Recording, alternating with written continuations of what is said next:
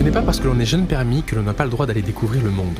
Pour cela, il existe quelques petits trails à deux parfaitement équipés pour aller au bout de l'horizon et surtout d'aller au bout de ses rêves, comme le chantait Jean-Jacques Goldman. Philippe, le plus aventurier de nos reporters, a donc sauté sur cette petite Cyclone RX3S 400 pour s'éloigner de la capitale. On le retrouve après une nuit dans la savane, entouré de bêtes sauvages. Hey, salut les copains, alors vous savez quoi, l'autre jour je discutais avec un type qui avait une 1200 GS et il me disait j'ai des envies d'aventure mais j'ai pas une thune. Et là je lui réponds mais Coco, si t'es pauvre tu roules avec une brêle de pauvre et puis c'est tout. Alors quand je dis brêle de pauvre c'est pas péjoratif, hein. Tenez par exemple, je pense que le Dacia Duster c'est sûrement la meilleure voiture du monde et là avec quoi sommes-nous? Nous sommes avec une Cyclone RX3. Alors moto de pauvre non, mais le deal c'est que c'est un trail routier 400 cm3 compatible à 2 pour moins de 5000 € avec un bicylindre. Ça c'est relativement unique sur le marché.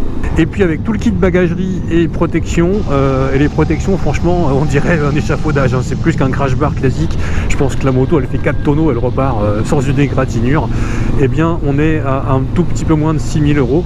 Donc pour qui veut une moto neuve pour voyager loin, équipé avec de la bagagerie et tout ça, c'est un deal qui est assez intéressant. Puis quand je dis moto de pauvre, c'était un peu une blague parce qu'en fait cette machine elle est super équipée. Tenez rien que ça devant moi, là j'ai un capteur ici sous mon doigt, j'ai un capteur de lumière parce qu'il y a des feux automatiques comme sur une voiture de luxe. On arrive dans un tunnel, toc, jour, nuit, comme dans les visiteurs, et avec un cerclage de LED autour du phare. Donc ça c'est pour les présentations. Après effectivement au niveau look, le gabarit est plutôt à taille humaine, hein. C'est pas une espèce de monstre haut sur pattes. Donc je pense que la plupart des gabarits s'y sentiront à l'aise dessus. Et puis le look, de loin, c'est tous les codes un peu du trail moderne, hein. C'est un mix entre une Triumph Tiger et une BM. Alors de près, bon, la finition, on va pas se mentir non plus, il y a encore des efforts à faire. Même si, encore une fois, c'est une moto qui est assez bien équipée. J'ai des warnings, j'ai prise USB, j'ai un tableau de bord complet, j'ai un voltmètre qui sert un peu à rien mais qui est quand même là en permanence. Et ça équipe un peu la moto.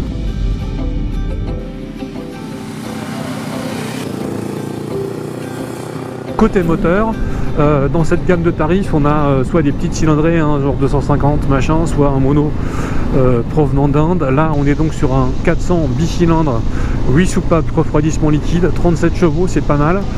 D'autant plus qu'il est assez souple, la barre régime. Là, vous voyez, je suis en train de me traîner à 3-4 000 tours en 6ème et ça le fait tout en douceur. Il change de caractère à 5000 et puis il rentre carrément dans la zone rouge, hein, à mon avis. D'ailleurs, les autocollants sont pas au bon endroit. 9000 tours à la zone rouge, en fait il prend sa vitesse maxi à 10 500 sans broncher. Il fatigue pas, il s'essouffle pas et il prend plus de 150 compteurs. Donc il y a de la concurrence, notamment monocylindre, hein, sur la même gamme de prix, qui peut pas en dire autant. Et du coup on est confort à 110 et 7000 tours en 6ème. Elle tire un peu court, hein, la moto, je vous le cache pas. Donc 90 c'est 6000, 110 7000. J'entends dans l'oreillette que c'est limité à 80, tant pis, vous êtes des grands garçons et des grandes filles, vous faites comme vous le sentez. Mais toujours est-il que pour rouler sur le réseau secondaire, ça le fait assez bien. On est sur une zone où il n'y a pas trop de vibrations, et puis ça allonge tranquillement. Il y a un peu de ressources pour doubler parce qu'encore une fois c'est un moteur assez pétillant dans les tours et les performances sont quand même un peu au rendez-vous, même s'il faut pas hésiter à lui tirer dedans, hein. C'est un petit 400 donc ça se conduit quand même en mode attaque permanente si on veut avancer un peu. Par contre il y a le côté un peu trépidant là du bicylindre, un peu comme sur les vieilles Kawa, hein. Écoutez-moi ça, voilà, ça crépite un peu et puis dans les tours hop, ça change de caractère et ça accélère assez bien. Bon Philippe, on a bien compris que le moteur tartinait pas mal et depuis le temps que tu en parles, tu as déjà dû faire des milliers de kilomètres. Et le reste alors, confort, châssis, ça donne quoi? Elle est plutôt confortable de selle, la position elle est franchement neutre. Et pour mon grand gabarit ça va bien, pour d'autres je pense que ça ira aussi parce qu'elle n'est pas, comme je l'ai dit, gigantesque. La bulle protège correctement, alors un peu mieux si vous faites moins d'1,80 m, parce que moi j'ai un peu des remous d'air sur le haut du casque, mais ça protège un peu. La bulle n'est pas réglable, hein, contrairement à ce qu'on pourrait croire. Il n'y a pas non plus de protège-main et du coup le réservoir est un petit peu large au niveau des des genoux, donc il y a une protection un petit peu aéro comme ça, et on peut rouler longtemps sans ressentir de fatigue, et ça c'est un autre bon point. Alors après, au niveau du châssis, je suis un peu plus réservé. La moto est lourde, je pense que la montre pneumatique elle est pas fantastique, non pas en termes de grip parce que là sur le sec ça va, mais surtout elle alourdit la direction et puis on n'a pas un feeling extraordinaire, alors que souvent un petit trail c'est quand même l'éclate permanente, c'est léger, on peut faire n'importe quoi avec, ça passe partout. Bah, celle-là on n'est pas dans la... je dirais dans l'envie de faire mumus tant que ça, c'est serein, mais c'est pas joueur, hein. Voilà. Pareil pour l'amortisseur arrière, autant la fourche fait le boulot correctement, autant l'arrière il est quand même un peu limité, notamment en détente où il rebondit vraiment vite, et ça grève un peu le confort, alors ça compense avec la selle, hein. Puis voilà, puis bon c'est une petite 400, c'est pas non plus, on n'attend pas le confort. Alors du coup, c'est une machine bien équipée, faite pour les voyages, et qui a un petit moteur pétillant qui sera carrément à l'aise sur le réseau secondaire.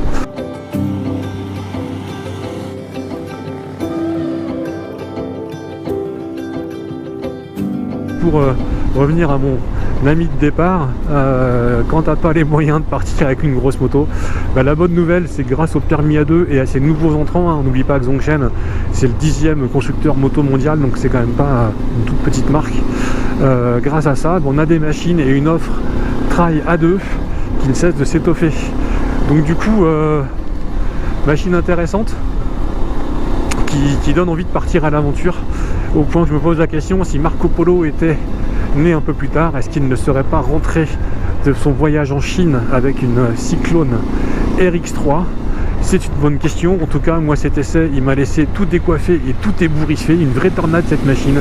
Allez, je vous laisse méditer ça, je vous fais un bisou sur le casque et je vous dis à très bientôt pour un autre essai Motor Live.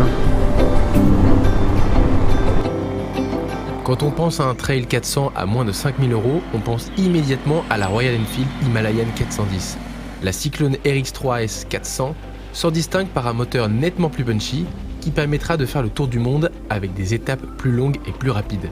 La bagagerie complète en option est également un plus et le niveau d'équipement avec les phares automatiques fera jaser les ethnies les plus isolées croisées lors de votre périple. Certes, tout n'est pas parfait, poids, agrément général, feeling du châssis, tout cela peut s'améliorer.